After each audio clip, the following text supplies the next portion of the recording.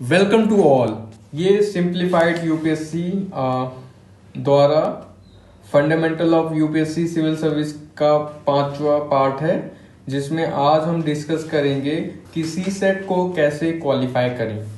आपको पता होगा कि दिन ब दिन सी सेट बहुत डिफिकल्ट होता जा रहा है और बहुत सारे बच्चे डिस्पाइट उनके मार्क्स जनरल स्टडीज में बहुत अच्छे होते हैं और वो सी सेट को क्वालिफाई नहीं कर पाते हैं।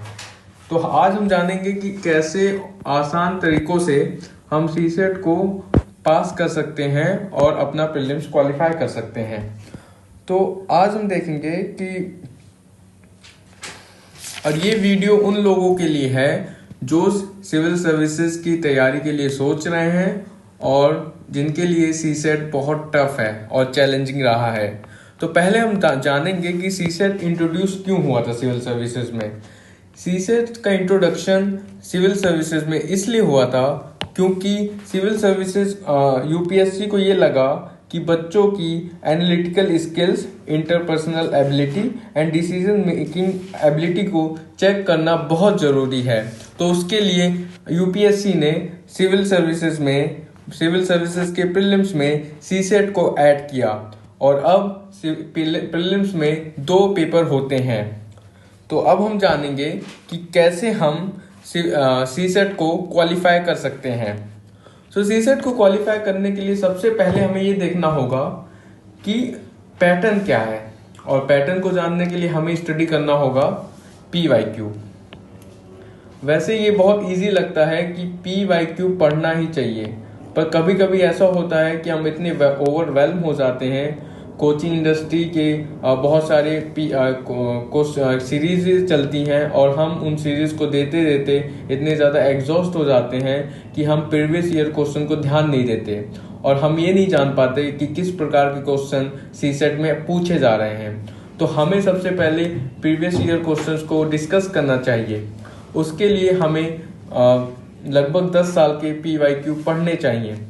तो और दूसरा पॉइंट क्या है कि हमें ऐसा कोई भी सब्जेक्ट नहीं छोड़ना चाहिए, यहाँ पे लाइक है, हमें ऐसा कोई भी सब्जेक्ट नहीं छोड़ना चाहिए जो सी सेट में पूछा जाता है। नॉर्मली सी सेट में 3 सब्जेक्ट पूछे जाते हैं, एक मैथ है, दूसरा रीजनिंग है और तीसरा है रीडिंग कॉम्प्रिहेंशन। बहुत बार क्या होता है कि कैंडिडेट खाली मैथ और रीजनिंग के भरोसे जाते हैं, पर देखा जाए तो 1/3 कॉम्प्रिहेंशन आता है, रीडिंग कॉम्प्रिहेंशन। इसका मतलब 80 क्वेश्चंस में से लगभग 27 क्वेश्चन रीडिंग कॉम्प्रिहेंशन के होते हैं, पर कैंडिडेट ज़्यादातर मैथ और रीजनिंग पे ध्यान देते हैं। अगर 2023 का पेपर देखा जाए तो उसमें मैथ और रीजनिंग बहुत ज़्यादा टफ थी, जिसमें प्रोबेबिलिटी, परमुटेशन, कॉम्बिनेशन जैसे क्वेश्चन पूछे गए थे। इससे क्या हुआ कि कैंडिडेट्स एग्जाम में सी सेट का पेपर देख के बहुत ज़्यादा एंजाइटी में आ गए और परेशान हो गए और वो आसान क्वेश्चनों को नहीं देख पाए, और क्योंकि रीडिंग कॉम्प्रिहेंशन उन्होंने तैयार नहीं किया था तो वो हैंडल नहीं कर पाए। तो इसलिए हमें सारे सब्जेक्टों को ध्यान से पढ़ना चाहिए, हमें कोई भी सब्जेक्ट को नहीं छोड़ना चाहिए जो कि सी सेट में पूछा जाता है। तीसरी बात यह है कि हमें आंसर की जो यूपीएससी ने रिलीज की है अपने ऑफिशियल वेबसाइट पे, उसी को फॉलो करना है। होता क्या है कि नॉर्मली कैंडिडेट जो आंसर की कोचिंग सेंटर्स द्वारा दी जाती है उसको फॉलो करते हैं। उससे नुकसान ये होता है कि उसमें कुछ एरर्स होते हैं, जिन एरर के कारण हमारे आंसर्स गलत हो जाते हैं और हम उन्हीं को फॉलो करते रहते हैं। जैसे अगर आपको रीडिंग कॉम्प्रिहेंशन के आंसर चाहिए कि किसको फॉलो करना है और किसको नहीं, क्योंकि रीडिंग कॉम्प्रिहेंशन में आंसर्स नॉर्मली जनरली अलग अलग होते हैं, जो यूपीएससी जो आंसर कहता है और जो कोचिंग सेंटर्स के आंसर होते हैं। तो हमें यूपीएससी के आंसर्स को फॉलो करना चाहिए। चौथी बात यह है कि हमें PYQ को प्रैक्टिस करना चाहिए, प्रीवियस ईयर क्वेश्चंस को हमें प्रैक्टिस करना चाहिए, और जब उन्हें हम प्रैक्टिस करेंगे तो हमें ये पता चलेगा कि कैसे एग्जामिनेशन कंडीशंस में हम उन क्वेश्चन को टैकल कर सकते हैं और उनमें जो कॉन्सेप्ट दिए गए हैं उनको अच्छी तरह स्टडी करना चाहिए। जैसे 2023 में और 2022 में अब ज़्यादातर यूपीएससी कॉम्बिनेशन, परमुटेशन और प्रोबेबिलिटी जैसे क्वेश्चन पे एम्फेसाइज कर रहा है, तो हमें ऐसे क्वेश्चन को भी अच्छे से पढ़ना चाहिए। इवन रीजनिंग में जैसे डाटा सफिशिएंसी, जैसे बैंकिंग में क्वेश्चन पूछे जाते हैं, ऐसे क्वेश्चन अब आने लगे हैं।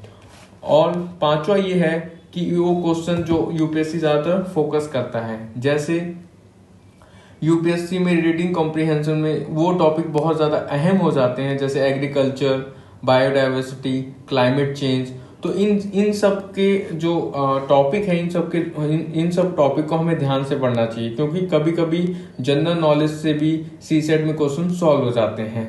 और जब हम इन क्वेश्चनों को सॉल्व करते हैं और सीसेट की आंसर की देखते हैं जो यूपीएससी ने रिलीज की है, तो हमें फिलॉसफी ऑफ सीसेट भी पता चलता है कि फिलॉसफी क्या है और कैसे क्वेश्चन के पैटर्न सेट किए जाते हैं। फिजिक्स ये है कि हमें वो पैटर्न को डिकोड करना है जो मैथ और रीजनिंग में आते हैं।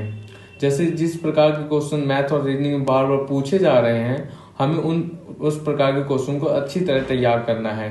तो इसके लिए सबसे अच्छी स्ट्रेटेजी यही है कि हमें पीवाईक्यू पे बहुत ज़्यादा एम्फेसाइज करना है।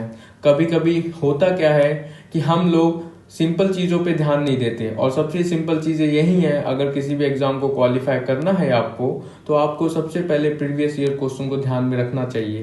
पर होता क्या है, क्योंकि एग्जाम बहुत बड़ा है और बहुत ज़्यादा बड़ी सर्विसेज हैं इसमें, तो हम लोग क्या सोचते हैं कि आसानी से इसको क्रैक नहीं कर सकते, तो हम लोग फिर बहुत सारी टेस्ट सीरीज ज्वाइन करते हैं और बहुत सारे टफ क्वेश्चन करते हैं। उसके बावजूद हम सिविल सर्विसेज का सीसेट क्वालिफाई नहीं कर पाते हैं। तो हमें ये देखना होगा कि आने वाले दौर में सीसेट बहुत टफ होगा, क्योंकि डिफिकल्टी